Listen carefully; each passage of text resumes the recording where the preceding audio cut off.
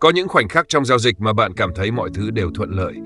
Bạn phân tích đâu trúng đó, tâm trí vững vàng, thị trường như đang đi cùng chiều với bạn. Nhưng cũng có những lúc, dù bạn đã làm mọi thứ đúng như kế hoạch, kết quả lại đi ngược hoàn toàn.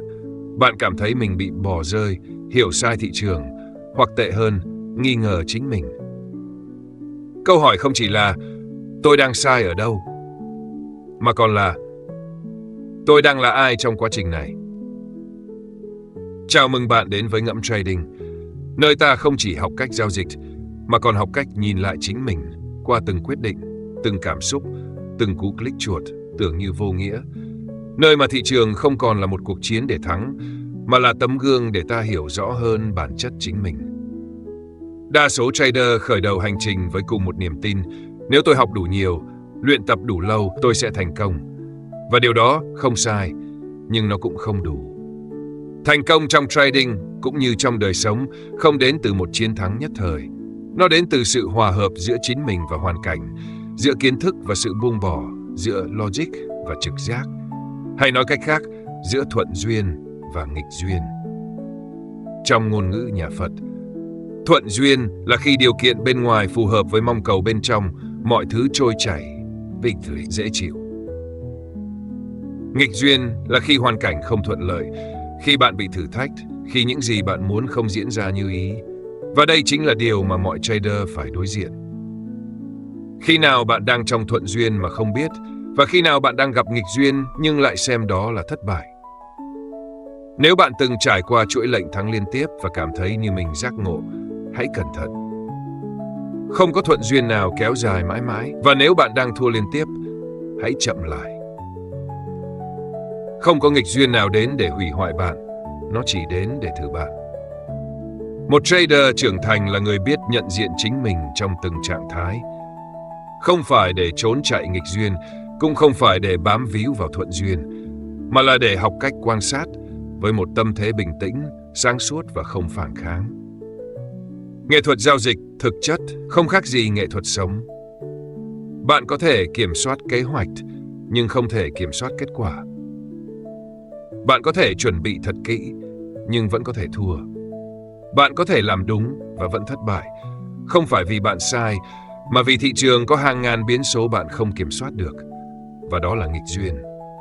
Nó không đến để trừng phạt bạn, nó đến để rèn luyện bạn. Nếu chúng ta nhìn trading như một hành trình tu tập, thì mỗi lệnh giao dịch giống như một bài thi. Không phải để bạn chứng minh mình giỏi cỡ nào, mà để bạn đối diện với những giới hạn bên trong, sự nóng vội, kỳ vọng, nỗi sợ, sự tham lam và cả cái tôi. Bạn đã bao giờ ngồi lặng im sau một lệnh thua lớn không phải để tức giận, mà để quan sát xem điều gì đang thực sự diễn ra trong tâm trí mình chưa? Đó là lúc bạn không còn là trader đang giao dịch với thị trường, mà là người đang ngồi đối diện với chính mình. Nhiều người đến với trading vì muốn tự do tài chính, thoát khỏi công việc áp lực, tìm sự độc lập. Nhưng họ không biết rằng trading là con đường ngắn nhất để đối diện với bản ngã. Nó không tha thứ cho sự tự cao, cũng không dung chứa những ảo tưởng. Nó lấy đi tất cả những gì giả tạo để bạn còn lại đúng với bản chất thật của mình. Trong thuận duyên, bạn học được niềm tin và khiêm nhường. Trong nghịch duyên, bạn học được kiên nhẫn và buông bỏ. Cả hai đều cần thiết, và cả hai đều đến không báo trước. Nếu bạn đang hỏi, tôi là kiểu trader nào? Có thể bạn đang tìm kiếm một câu trả lời nhanh: scalper, swing trader hay position trader. Nhưng hãy khoan gắn nhãn, vì điều bạn cần không phải là một cái tên, mà là một sự hiểu biết sâu sắc về chính mình. Hãy tự hỏi, bạn có phải người bị ảnh hưởng mạnh bởi cảm xúc? Bạn có thường xuyên hoài nghi mỗi quyết định mình đưa ra? Bạn có thấy thoải mái khi thị trường đi ngược lại kỳ vọng? Bạn có thể ngồi yên 3 tiếng chỉ để đợi điểm vào lệnh đẹp? Hay bạn thấy bứt rứt nếu không được làm gì? Tất cả những câu hỏi đó không chỉ giúp bạn định hình phong cách giao dịch phù hợp, mà còn cho bạn cái nhìn trung thực về con người thật của mình. Ở một tầng sâu hơn, mỗi kiểu trader tương ứng với một cơ chế tâm lý đặc trưng. Scalper, phản xạ nhanh, thích hành động, dễ mất kiên nhẫn, có xu hướng tránh né cảm xúc bằng cách làm gì đó ngay lập tức. Swing trader, thiên về phân tích, chấp nhận rủi ro trong giới hạn, cân bằng giữa logic và cảm xúc. Position trader, điềm tĩnh, có cái nhìn dài hạn, nhưng đôi khi bám víu, không phải vào lệnh mà vào kỳ vọng cá nhân. Vấn đề không phải là bạn thuộc nhóm nào, mà là bạn có ý thức được mình đang vận hành trong cơ chế nào hay không. Trading không yêu cầu bạn phải trở thành một ai đó khác. Nó chỉ yêu cầu bạn thành thật với chính mình. Và nếu bạn luyện tập thiền định, bạn sẽ thấy rõ hơn điều này. Vì thiền không phải để bạn trở nên bình an, mà là để bạn thấy được mọi thứ vốn đã đang diễn ra trong bạn, kể cả những điều bạn không muốn thấy. Cũng giống như một phiên giao dịch, bạn không thể ép thị trường đi theo ý mình. Bạn chỉ có thể quan sát nó, điều chỉnh bản thân và hòa nhịp cùng nó khi đúng thời điểm. Chúng ta không thể tránh khỏi những thuận duyên hay nghịch duyên trong đời, nhưng chúng ta có thể học cách bước qua chúng một cách ý thức, nhẹ nhàng và tỉnh thức hơn mỗi ngày. Và trong hành trình trading, chính sự tỉnh thức đó mới là tài sản quý giá nhất. Không phải lợi nhuận, mà là sự trưởng thành trong tâm trí bạn, qua từng lệnh lỗ, từng chuỗi thắng, từng cơn sóng dữ của thị trường và cả những cơn sóng ngầm trong lòng bạn. Có một sự thật kỳ lạ trong thế giới giao dịch.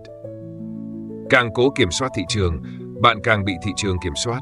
Và ngược lại, khi bạn buông bớt mong muốn kiểm soát, bạn lại trở nên vững vàng và sáng suốt hơn. Giống như trong thiền định, bạn không thể ép mình phải tĩnh lặng. Bạn chỉ có thể ngồi xuống, chấp nhận mọi thứ đang hiện diện và để chúng đi qua như mây trời. Cũng vậy, trong trading, bạn không thể ép thị trường cho bạn lợi nhuận. Bạn chỉ có thể chuẩn bị, quan sát, hành động đúng thời điểm và buông bỏ kỳ vọng vào kết quả.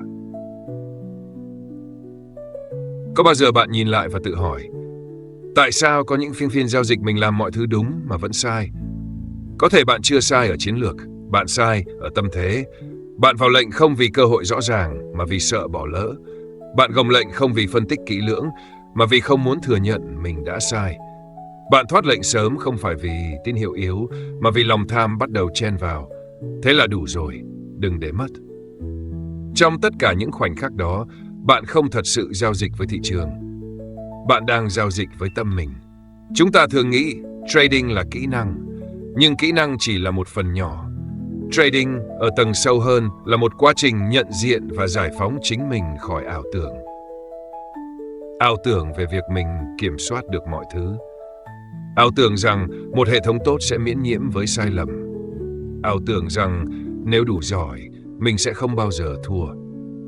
Sự thật là, dù bạn có là thiên tài, thị trường vẫn có quyền làm ngược lại bất cứ lúc nào. Dù bạn có backtest kỹ lưỡng, vẫn có những ngày mọi thứ không đi đúng hướng. Và đó là lý do tại sao trong trading, tâm thế quan sát và chấp nhận quan trọng hơn cả chiến lược. Bạn có nhận ra không? Giao dịch không phải là hành vi bấm nút mua bán, mà là sự tương tác liên tục giữa bạn và chính bạn trong điều kiện áp lực cao. Bạn phản ứng ra sao khi giá chạy ngược? Bạn nghĩ gì khi lệnh vừa khớp nhưng thị trường đứng yên? Bạn làm gì sau 3 lệnh thua liên tiếp? Đó chính là bản chất thật sự của bạn, không có lớp mặt nạ nào. Trading không tạo ra bản chất ấy. Nó chỉ làm lộ ra. Và rồi, sẽ có một lúc bạn phải thừa nhận, tôi không cần thêm một phương pháp mới. Tôi cần nhìn lại cách mình đang dùng phương pháp cũ như thế nào. Không ít trader rơi vào vòng xoáy, thay phương pháp, học thêm kiến thức, tìm chỉ báo mới. Chỉ vì họ không chịu quan sát chính mình, không chịu chấp nhận rằng vấn đề nằm ở bên trong, không phải bên ngoài. Bạn muốn chiến thắng thị trường, hãy bắt đầu bằng việc không chiến đấu với chính mình. Một trong những bài học lớn nhất tôi học được sau nhiều năm giao dịch là bản ngã luôn muốn đúng, nhưng thị trường không quan tâm đến điều đó. Cái tôi muốn chiến thắng, muốn chứng minh, muốn trở thành người biết trước. Và vì cái tôi đó, bạn cố giữ một lệnh sai, mở khối lượng lớn hơn mức cho phép, vào thêm lệnh để gỡ gạc cảm xúc. Trong chánh niệm, người ta gọi đó là vọng tưởng. Những ảo ảnh do tâm tạo ra khiến ta tưởng mình đang tỉnh táo, trong khi thực ra đang bị chi phối bởi vô minh. Thiền dạy ta nhìn mọi thứ như chúng đang là, không phán xét. Trading cũng vậy.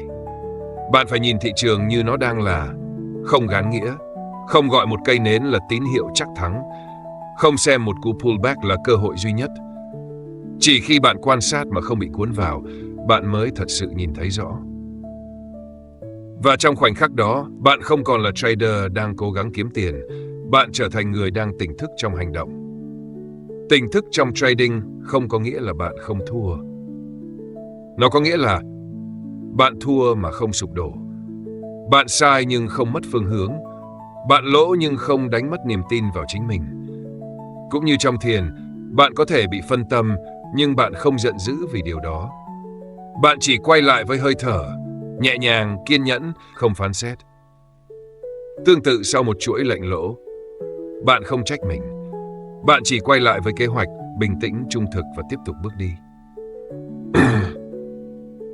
Có lẽ bạn đã từng nghe câu, chấp nhận là bước đầu tiên để thay đổi.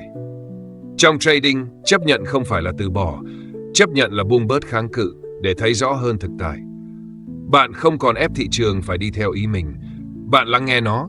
Bạn điều chỉnh bản thân, bạn tìm kiếm sự đồng điệu thay vì áp đặt. Và chỉ chính trong khoảnh khắc đó, bạn thoát khỏi vòng lặp của đau khổ. Sự đau khổ trong giao dịch không đến từ việc lỗ. Nó đến từ kỳ vọng sai lầm và sự bám víu. Bám vào một kết quả, một hệ thống, một chuỗi thắng trong quá khứ.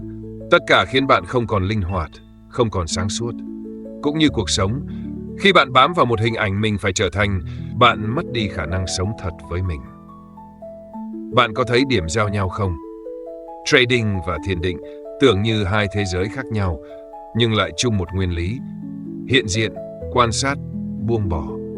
Và khi bạn sống được với nguyên lý ấy, dù ở trên đồ thị hay giữa đời sống, bạn không còn là người chạy theo thành công. Bạn trở thành người đang trưởng thành, mỗi ngày một sâu sắc hơn. Có một dạng nghiệp trong trading mà hầu như ai cũng trải qua, nhưng ít người đủ tỉnh táo để nhận diện. Nghiệp không chỉ là kết quả của những hành vi trong quá khứ, nó còn là dấu vết để lại từ những phản ứng lặp đi lặp lại, không có sự tỉnh thức. Bạn thua lệnh, bạn tức giận, bạn gấp rút gỡ lệnh, bạn lại thua. Bạn thắng lệnh, bạn hưng phấn, bạn tăng rủi ro, bạn cháy tài khoản. Mỗi lần như vậy, bạn không chỉ mất tiền. Bạn đang đào sâu thêm một cái rãnh trong tâm trí, khiến bạn phản ứng y hệt mỗi khi điều tương tự xảy ra. Đó là cách nghiệp giao dịch hình thành. Và đáng sợ hơn nữa là khi bạn không biết mình đang lặp lại một hành vi đã từng dẫn tới thua lỗ. Vì bạn bận đổ lỗi cho thị trường, cho hệ thống, cho tin tức, cho tâm lý đám đông. Nhưng rất hiếm khi bạn dừng lại và hỏi, liệu có phải chính cách tôi phản ứng mới là nguyên nhân sâu xa của mọi kết quả?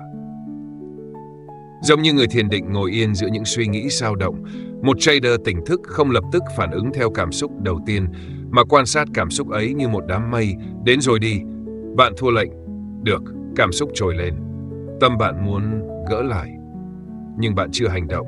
Bạn thở, bạn quan sát, bạn nhận diện sự thúc đẩy trong lòng. Rồi bạn quyết định hành động vì cơ hội, không phải vì cảm xúc.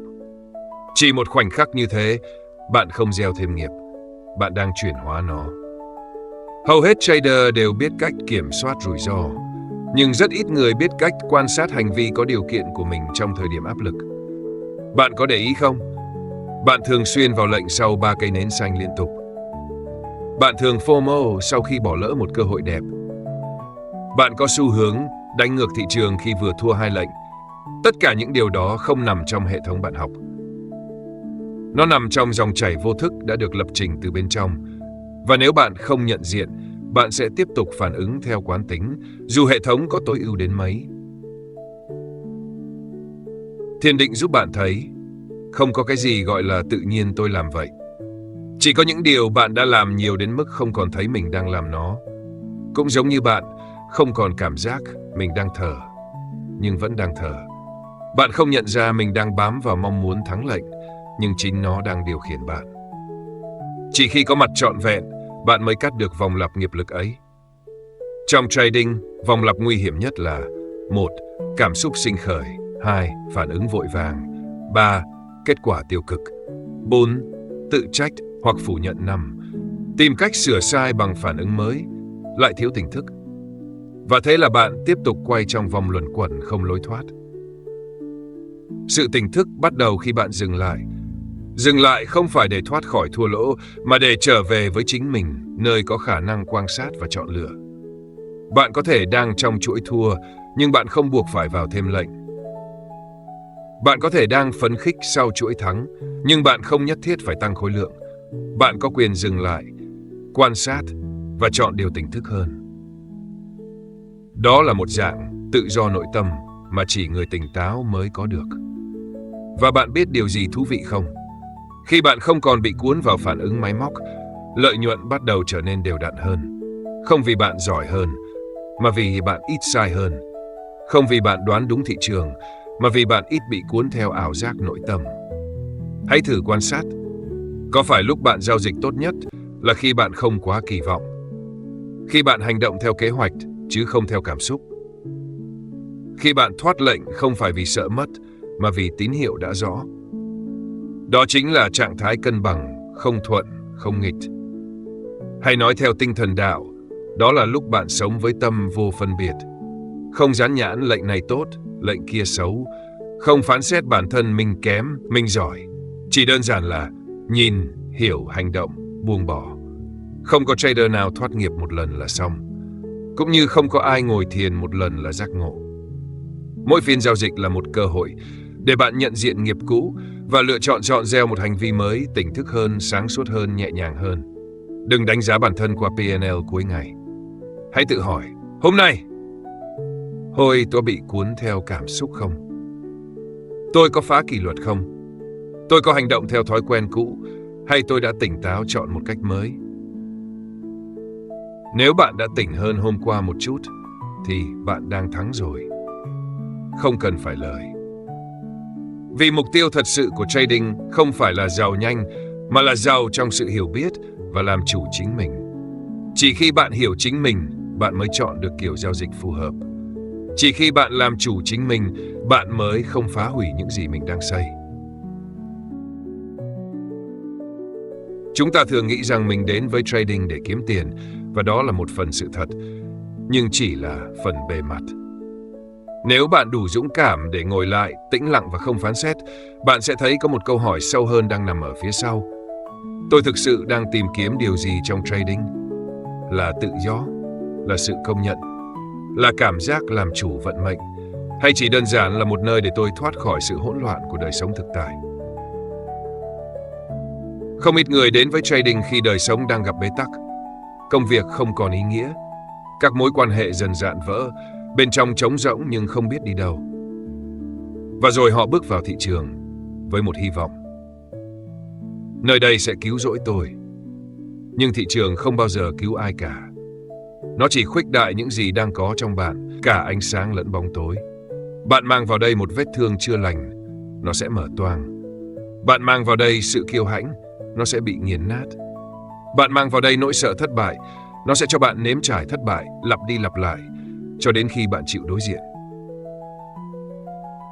Không có nơi nào trong đời sống hiện đại làm lộ rõ cái tôi hơn là thị trường tài chính.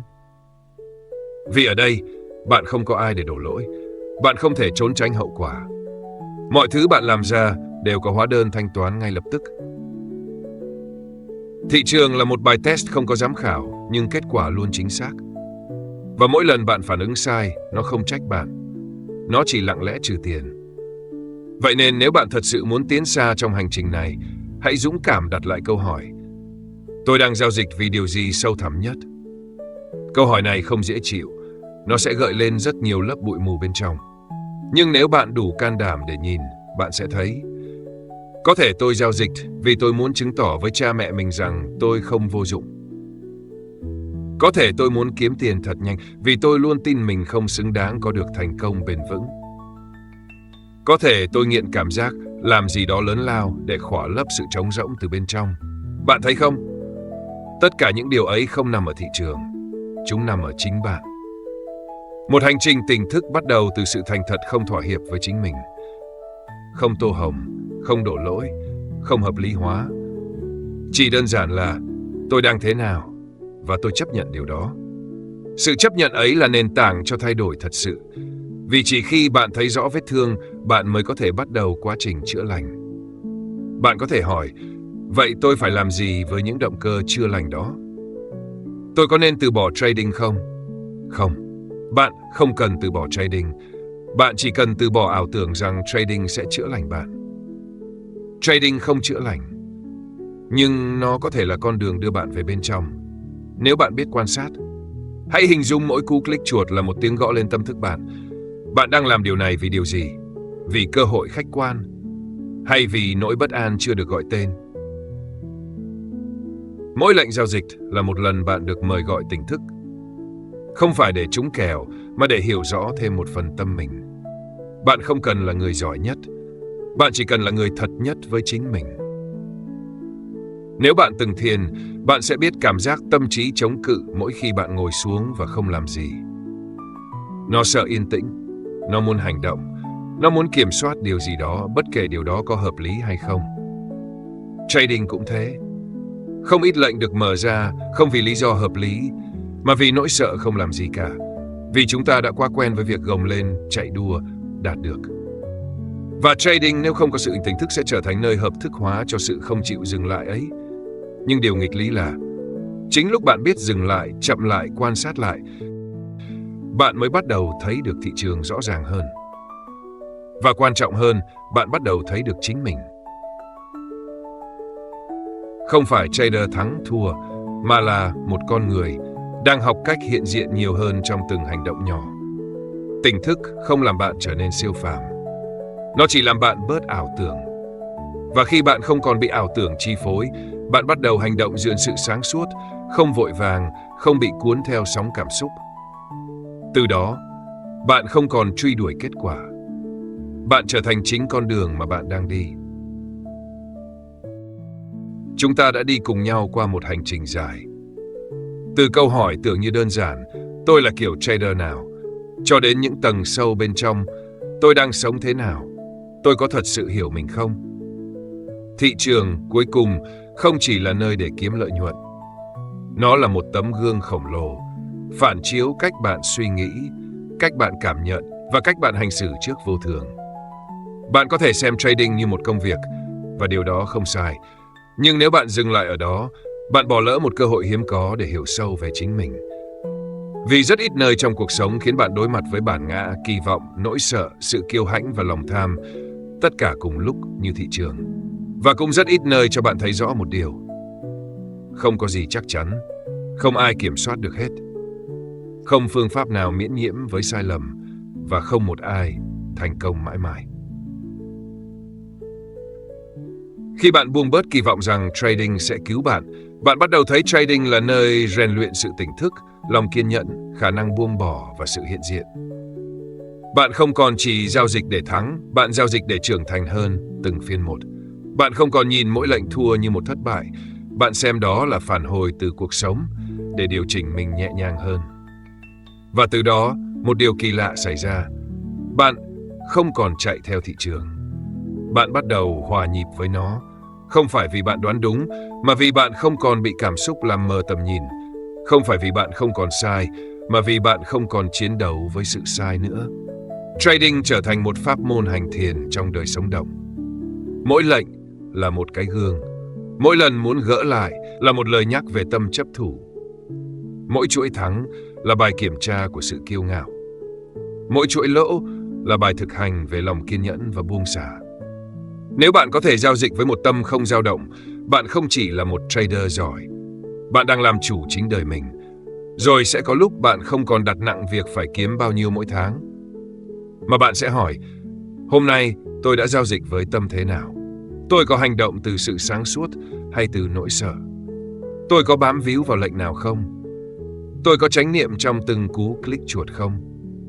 Bạn thấy đó, tất cả đều không nằm ở thị trường, mà nằm ở chất lượng của tâm bạn trong từng khoảnh khắc. Không cần phải cố trở thành kiểu trader tốt nhất. Bạn chỉ cần là phiên bản chân thật và tỉnh táo nhất của chính mình tại thời điểm hiện tại. Và khi điều đó xảy ra, bạn sẽ nhận ra trading không dạy bạn cách thắng thị trường. Nó dạy bạn cách sống tỉnh thức trong một thế giới luôn bất định. Bạn không còn hối hả, không còn muốn làm giàu thật nhanh, không còn tìm kiếm bí quyết thành công trong những khóa học, những chỉ báo hay những chuyên gia. Vì bạn đã quay về được với người thầy bên trong mình.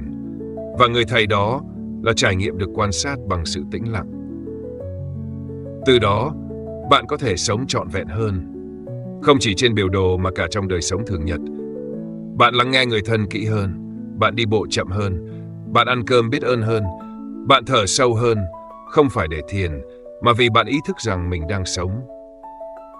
Trading đã không còn là nơi khiến bạn căng thẳng, nó trở thành một phần của sự thực hành sống tỉnh thức. Mỗi lệnh là một hơi thở, mỗi lần vào, thoát là một bước chân, và bạn thấy mình không còn tách rời khỏi dòng chảy của sự sống nữa. Đó chính là lúc bạn thật sự tự do. Không phải vì bạn không còn thua, mà vì bạn không còn bị lôi kéo bởi sự thua. Không phải vì bạn không còn mong cầu, mà vì bạn đã hiểu sâu sắc mọi điều đến rồi sẽ đi. Cảm ơn bạn vì đã kiên nhẫn nghe đến đây. Nếu bạn đang đi con đường trading như một con đường tu tập, thì bạn không cô đơn. Và nếu có điều gì sâu sắc mà thị trường để lại, thì đó chính là chúng ta không đến đây để thắng. Chúng ta đến đây để hiểu mình, chuyển hóa và rồi sống một cuộc đời ý nghĩa hơn. Ngẫm trading không phải nơi cho những bí kíp thành công nhanh. Chúng tôi ở đây để cùng bạn lắng nghe, quan sát và trưởng thành trong từng nhịp thở, từng lệnh lỗ, từng khoảnh khắc không chắc chắn của cuộc đời. Vì đôi khi, điều giá trị nhất không phải là một tài khoản X2, mà là một tâm hồn vững vàng giữa biến động. Nếu bạn thấy điều gì chạm đến mình trong chuỗi nội dung này, hãy để lại một dòng chia sẻ. Không phải để được công nhận, mà để chính bạn thấy lại được chính mình trong từng con chữ. Và nếu có một người bạn nào đó đang lạc lối trên con đường trading, hãy chia sẻ video này cho họ như một cái nắm tay nhẹ nhàng, như một lời nhắc nhở. Mình không hề cô đơn, và mình hoàn toàn có thể đi tiếp, tỉnh táo hơn, vững vàng hơn.